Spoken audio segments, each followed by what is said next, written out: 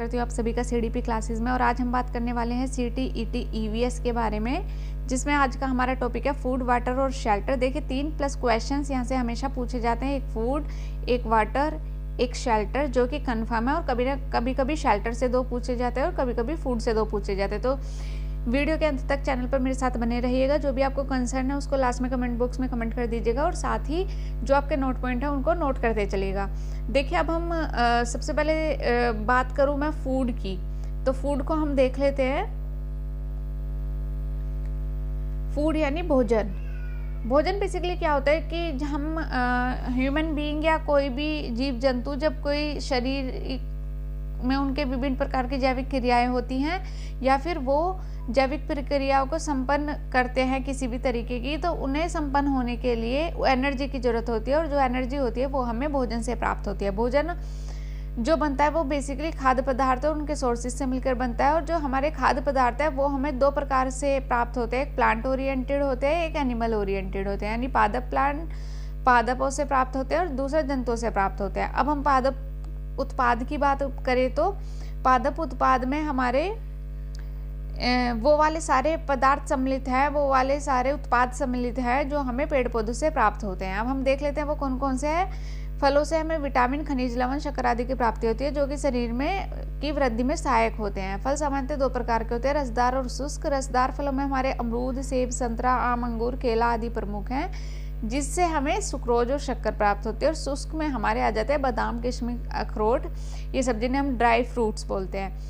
उसके बाद सब्जियां विभिन्न प्रकार के पौधों के भागों से प्राप्त होती हैं। और अनाज की फसल जैसे धान, गेहूं, जौ, बाजरा, ये भी सब प्लांट ओरिएंटेड है। मसाले सारे प्लांट ओरिएंटेड है और पेय पदार्थ लाइक चाय, कॉफी, कोको भी हमारे प्लांट ओरिएंटेड उत्पाद है। उसके बाद जंतु उत्पाद के बारे में बात आती है। देखिए जो जंतु उत्पाद होते हैं उन पे जो मनुष्य निर्भर रहता है, बेसिकली मांस, अंडा, दूध, शहद, इनके लिए हम जंतुओं के ऊपर निर्भर रहते हैं। उसके बाद कुछ यहाँ पे जंतु हैं जो कि हम डिवाइड कर सकते हैं उनको शाकाहारी, मांसाहारी, सर्वाहारी में। तो ये कभी कभी पूछ लिया जाता है कि इनमें से कौन सा जंतु सर्वाहारी है, या कुत्ता किस कैटेगरी के अंदर आता है, या बिल्ली किस कैटेगरी के अंदर आती है। देखिए जो शाकाहारी है हमारे, उसमें गाय, भैंस, गिलहरी, चूहा, मुर्गी, मधुमक्खी शाकाहारी वेजिटेरियन ये हैं। और जो मांसाहारी होते हैं, शाकाहारी होते हैं वो जो पेड़ पौधे के ऊपर डिपेंडेंट रहते हैं। मांसाहारी में हमारे शेर, चीता, गिद्ध, मकड़ी, छिपकली, मेंढक, ये मतलब टोटल मांसाहारी होते हैं। और सर्वाहारी होते हैं जो कि ऑलराउंडर, शाकाहारी, मांसाहारी, मतलब हर तरीके के होते हैं, जैसे बिल्ली, कुत्ता, मनुष्य, कौआ, तिलचट्टा। इसके बाद अब हम भोजन के अवयव के बारे में बात कर लेते हैं, जिसमें हमारे कार्बोहाइड्रेट, प्रोटीन, वसा, विटामिन, ये सब आते हैं। तो कार्बोहाइड्रेट क्या है कि कार्बोहाइड्रेट में सबसे ज़्यादा ऊर्जा निहित होती है। हम प्रतिदिन भोजन में जो कार्बोहाइड्रेट लेते हैं वो बेसिकली चावल, गेहूँ, दाल के थ्रू लेते हैं। इनमें ही बहुत ज़्यादा स्टार्च रहता है और इन स्टार्च के माध्यम से ही हमें कार्बोहाइड्रेट मिलती है। तो कार्बोहाइड्रेट के सोर्सेज पूछ ले जाते हैं, आप ध्यान रखिएगा कौन कौन से सोर्सेज होते हैं। वसा यानी फैट के में होते हैं हमारे, जो इनके सोर्सेज होते हैं तेल, घी, मक्खन, पनीर, दूध, तो ये सब हमारे फैट के अंदर आते हैं। अब प्रोटीन के बारे में बात कर लेते हैं। देखिए जो प्रोटीन है मनुष्य द्वारा व्यवहार किए जाने वाले खाद्य पदार्थ में प्रोटीन सबसे इम्पोर्टेंट है।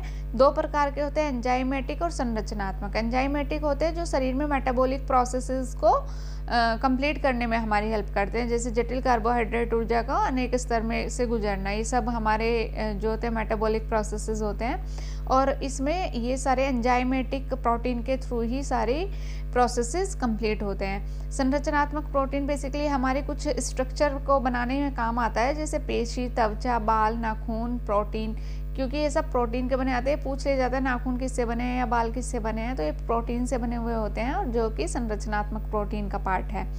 तो ये सब हमें जो प्राप्त होता है प्रोटीन बेसिकली मांस, मछली, दूध, अंडा, दाल आदि से प्राप्त होता है। सोयाबीन में भी प्रोटीन पाया जाता है। तो ये हमारा हुआ भोजन के बारे में। अच्छा, इस भोजन के बारे में मैं जल को स्टार्ट करने से पहले हम कुछ चीज़ें और देख लेते हैं जो कि मोस्ट इम्पोर्टेंट है। एक क्वेश्चन यहाँ से डेफिनेटली बनता ही बनता है, तो आप नोट कर लीजिएगा। मैं आपको बता देती हूँ, बिहार की कौन सा खाद्य पदार्थ, मतलब कौन से व्यंजन है जो फेमस है। देखिए बिहार में क्या फेमस है, सबसे पहले हम देख लेते हैं, आप नोट कर लीजिएगा यहाँ पे। बिहार में लिट्टी चोखा, खुबाई की लाई, खुबी की लाई जिसको बोला जाता है, लिट्टी चोखा बिहार के बाद गोवा की बात करूं, गोवा कई बार ही पूछा जा चुका है कि किसका व्यंजन है फेमस, यहाँ का कौन सा व्यंजन है फेमस। तो गोवा का आप नोट कर लीजिएगा, मछली, और जो कि नारियल के तेल में बनी हुई होती है। ये बहुत इंपॉर्टेंट है, आप ध्यान रखिएगा। गोवा मछली जो कि नारियल के तेल में बनी हुई होती है। हरियाणा में बाजरे की खिचड़ी, गुजरात में ढोकला, खांडवी, ये सब फेमस है। असम में आपकी मछली जिसको मसोर टेंगा बोला जाता है, बांस और चावल, ये फेमस है। जम्मू कश्मीर में कलाड़ी पनीर जिसको बोला जाता है, कलाड़ी पनीर आप नोट कर लीजिएगा। राजमा और कहवा, ये जम्मू कश्मीर के। एमपी में भुट्टे की खीर, झारखंड में मशरूम और मडुआ रोटी, नागालैंड में बांस के कोपल और मोमोज। और फिर आपका नागालैंड में आ जाओ, वो हो गया आपका। महाराष्ट्र की बात कर लेते हैं तो शाकपुरी, बड़ा पाव, ये सब वहाँ फेमस है। पंजाब में आपके सरसों का साग, मक्के की रोटी तो सबको पता ही है। उड़ीसा में छेना पोड़ा फेमस है, छेना पोड़ा वहाँ का व्यंजन है। राजस्थान में मलाई घेवर, चूरमा बाटी बेसिकली बहुत पूछा जाता है। राजस्थान में रीट में ही पूछा जाता है बार बार। मेघालय में आपकी मछली की चटनी बड़ी फेमस है जिसको तुक्ता बोला जाता है। पश्चिम बंगाल में झींगा मछली बहुत फेमस है, और रसगुल्ला, ये सब फेमस है। संदेश भी एक वहाँ का व्यंजन है, ध्यान रखिएगा, पूछा गया था इसी बार 2022 में। संदेश कहाँ पे क्या है, एक व्यंजन है और जो कि पश्चिम बंगाल में फेमस है। बस इतना ही पूछा जाता है। छत्तीसगढ़ में लाल चिटी की चटनी बहुत फेमस है। केरल में मिश्रित सब्जी बहुत फेमस है। टैपियोका बहुत फेमस है केरल में। और त्रिपुरा में बेरमा मछली बहुत फेमस है। तो ये सब आप याद रखिएगा। लिंगहू फेन के बारे में भी आपने सुना ही होगा। लिंगहू फेन के बारे में मैं आपको बता देती हूँ, ये भी बार बार पूछा जाता है लिंगहू फेन का। तो जो लिंगहू फेन है वो सांप का मांस होता है बेसिकली। लिंगहू फेन, लिंगहू फेन, ये पूछा जाता है बार बार, ध्यान रखिएगा। लिंगहू फेन सांप का मांस होता है और हांगकांग के लोग बेसिकली इसको खाते हैं। चलिए अब हम जल के बारे में बात कर लेते हैं। जल में क्या है कि एक पानी और रासायनिक पदार्थ है। इसका निर्माण हाइड्रोजन के 2 परमाणु ऑक्सीजन से मिलने से होता है, जिसका रासायनिक सूत्र H2 है, जो कि H यानी हाइड्रोजन, उसके 2 और O यानी ऑक्सीजन, उसका 1 परमाणु से मिलने से बनता है, इसलिए इसका नाम H2O है। जल एक ऐसा रासायनिक पदार्थ है जो तीनों अवस्थाओं में पाए जाते हैं, जिसको हम सॉलिड लिक्विड गैस बोलते हैं, यानी ठोस द्रव गैस। तीनों अवस्थाओं में पाने के अतिरिक्त यह पहाड़ों पर द्रव के रूप में पाया जाता है। और नहीं, पहाड़ों पर ये ठोस के रूप में पाया जाता है। द्रव के रूप में तो नदी, झील, समुद्र में पाया जाता है, और गैसीय अवस्था में जलवाष्प के रूप में पाया जाता है। पृथ्वी का लगभग जो 71% भाग है वो जल से ही घिरा हुआ है। और जल का जो स्रोत है वो इस तरीके से कि महासागरों में 97.2%, समुद्र, खारी, झील 0.08। ये परसेंटेज कभी कभी पूछ ले जाते हैं कि कहाँ पे सबसे ज़्यादा और कहाँ पे सबसे कम है। तो आप यहाँ पे देख लीजिएगा, स्क्रीनशॉट इसका ले लीजिएगा। ग्लेशियर और ध्रुवों पर बर्फ के रूप में पाया जाता है। भूमिगत में जो हमारा पाया जाता है जल, वो 0.6 to 5% पाया जाता है। नदियों में तथा मीठे जल की जो झील है वहाँ पे 0.0091, और वायुमंडल में 0.001, और अन्य भंडार जो है हमारे 0.0069। जल के कुछ उपयोग हैं। सबसे उत्तम विलायक है, कोशिकांग और अंगों का निर्माण कार्य करता है। पाचक रस, पसीना जल के द्वारा ही पॉसिबल है। उत्सर्जन में महत्वपूर्ण भूमिका निभाता है, और हमारे रक्त का जो 80% भाग बना होता है वो भी जल का ही होता है। इसके कुछ और भी कैरेक्टरिस्टिक्स फीचर हैं, वो आप देख लीजिएगा एक बार, कि ये एक यौगिक है जो कि तीनों अवस्थाओं में पाया जाता है, ये हमें पता ही है। इसका घनत्व जो है 4 डिग्री सेंटीग्रेड पर सर्वाधिक होता है, और हिमांक 0 डिग्री सेंटीग्रेड और क्वथनांक 100 डिग्री सेंटीग्रेड पे होता है। एक रंगहीन, गंधहीन, स्वादहीन है हमारा जो ये द्रव है। तो ये हमारा हो गया पूरा जल के बारे में। अब हम बात कर लेते हैं आश्रय। आश्रय यानी जहाँ शेल्टर, जहाँ पे रहते हैं। तो ये बेसिकली पूरा NCERT बेस है। तो ये इसमें एक बंदे ने अपनी कहानी बताई है कि मैं हूँ गौरव जानी, और लोनर, जो इनकी मोटरसाइकिल है उसका नाम लोनर है, यानी लोनर यानी अकेला रहने वाला। तो ये इनकी स्टोरी है जो इन्होंने बताई है। तो ये इन्होंने, इनकी यात्रा है यहाँ पे शुरुआत में।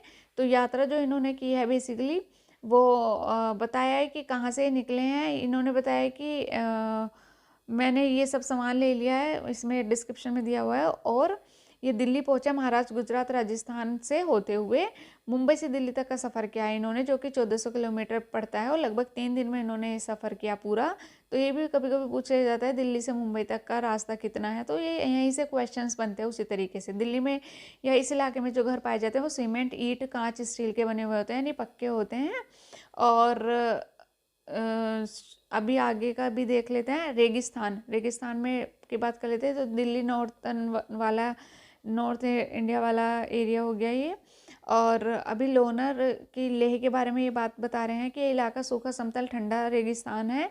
लद्दाख को बेसिकली बोला जाता है। बारिश बहुत ही कम होती है, दूर दूर तक दिखते बर्फ जैसे पहाड़ी हैं, केवल सूखा ठंडा मैदान है यहाँ पे।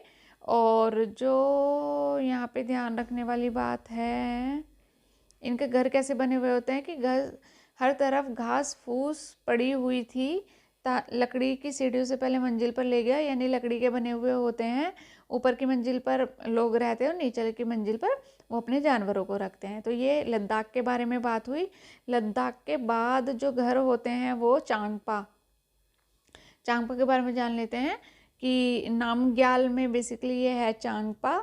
इस इलाके में 5,000 लोग हैं सिर्फ। ये घुमंतू लोग हैं, एक जगह पे नहीं रहते। भेड़ बकरियां झुंड में चलाते हैं, मैदानों की खोज में घूमते रहते हैं, जानवरों से अपनी ज़रूरत का सामान पूरा करते हैं, लाइक दूध, मांस, टेंट, चमड़ा, स्वेटर, कोट, ऊन आदि। भेड़ बकरियां सबसे बड़ी इनकी पूंजी है। और चांगपा खास तरह की बकरियां पालते हैं जिनके बालों से पश्मीना ऊन बेसिकली प्राप्त होती है। पश्मीना ऊन पे बार बार क्वेश्चन पूछा जाता है कि पश्मीना ऊन किससे बनती है। पहले तो बकरियों से बनती है और दूसरा चांगपा जनजाति के लोग इसको पालते हैं।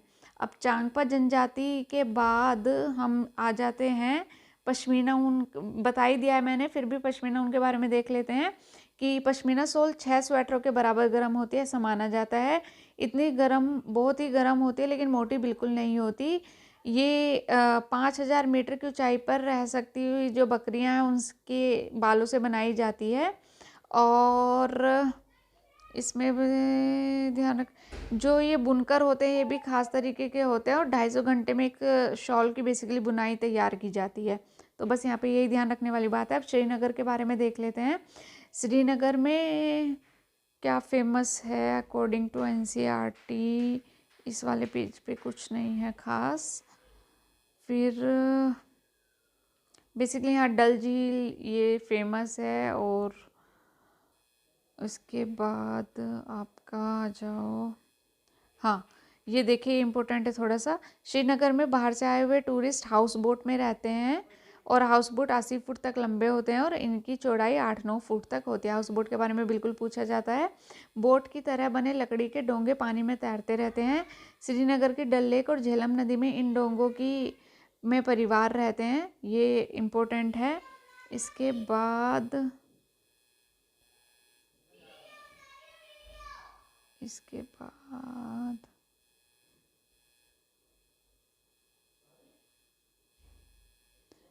हाँ, हाउस बोट कई बड़े घरों के अंदर की छत पर लकड़ी का सुंदर नक्काशी होती है जो हाउस बोट होती है। और ख़ास डिज़ाइन बेसिकली ये जो होता है जिसको ख़त्म बंद बोला जाता है, जो जिक्सा पजल जैसा दिखता है, इसको ख़त्म बंद बोला जाता है। ये पूछ लिया जाता है।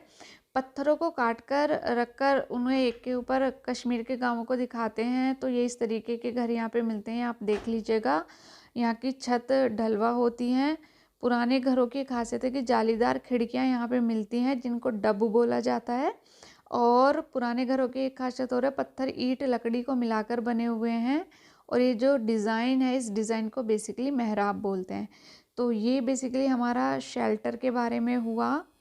अच्छा, इसके अलावा शेल्टर के बारे में कुछ और इम्पोर्टेंट है, जैसे कि मैं आपको बता दूं कुछ जीव जंतु होते हैं जो वो एक अलग तरीके के घर में रहते हैं, उनको क्या क्या बोला जाता है वो ज़रूर आप नोट कर लीजिए। देखिए वो बार बार पूछे जाते हैं, इसके लिए मैं आपको डिटेल में बता देती हूँ। शेर मान में रहता है, घोड़ा अस्तबल में रहता है, गधा अस्तबल में रहता है, कुत्ता कुक्कुरशाला में रहता है, गाय और बैल जो हैं हमारे साइबान में रहते हैं, बकरी बाड़ा में रहती है, बिल्ली पिंजरे में रहती है, चूहा बिल में रहता है, सांप बिल में रहता है, भेड़ बाड़ा में रहती है, पक्षी घोंसले में रहता है, खरगोश बिल में रहता है, मुर्गी दड़बे में रहती है, दड़बा जिसको बेसिकली बोला जाता है। और जो हाथी है वो जंगल में रहता है, जेब्रा जंगल में रहता है। इसके अलावा कुछ कीट मकोड़े उनका भी पूछा जाता है। मकड़ी जाला बनाती है, समूह में रहती है। चींटी बिल बनाती है, बिल में रहती है, समूह में रहती है। मधुमक्खी छत्ते में रहती है, समूह में रहती है वो भी। दीमक पेड़ पे अपना बनाती है, पेड़ के तनों में अपना मिट्टी जैसा आपने देखा होगा, और वो भी समूह में रहती है। ततैये छत्ते में रहते हैं और वो भी समूह में रहते हैं। जो केचुआ है वो बिल में रहता है लेकिन वो समूह में नहीं रहता, ये अकेले पाए जाते हैं। तो ये बेसिकली आज हुआ हमारा फूड वाटर शेल्टर के बारे में। जो भी आपका आएगा क्वेश्चन वो यहीं से आएगा, इसके बाहर इसमें कुछ नहीं आने वाला। चीज़ों को एक बार रिवाइज ज़रूर करते रहिएगा। और अगर आप चैनल पर नए हैं तो देखिए चैनल को लाइक शेयर सब्सक्राइब करना ना भूलेगा। साथ ही नेक्स्ट वीडियो में हम मिलेंगे यातायात यानी ट्रेवल के साथ, जितना भी NCERT में है और उसके अलावा भी जिन पे क्वेश्चन पूछे जाते हैं, ऑल टाइप्स ऑफ ट्रांसपोर्ट हम उसके अंदर पढ़ेंगे। और साथ ही जो हमारे कुछ प्रमुख चिन्ह हैं, जिन यातायात के नियम या यातायात के चिन्ह बेसिकली हम इसके अंतर्गत पढ़ेंगे। Thank you so much channel पर बने रहने के लिए। और अगर आपको पसंद आई हो वीडियो को तो वीडियो को लाइक शेयर सब्सक्राइब करना ना भूलेगा। और साथ ही चैनल को सब्सक्राइब करते रहिए, शेयर करते रहिए। Thank you, bye bye. Next video तक के लिए ध्यान रखिए अपना।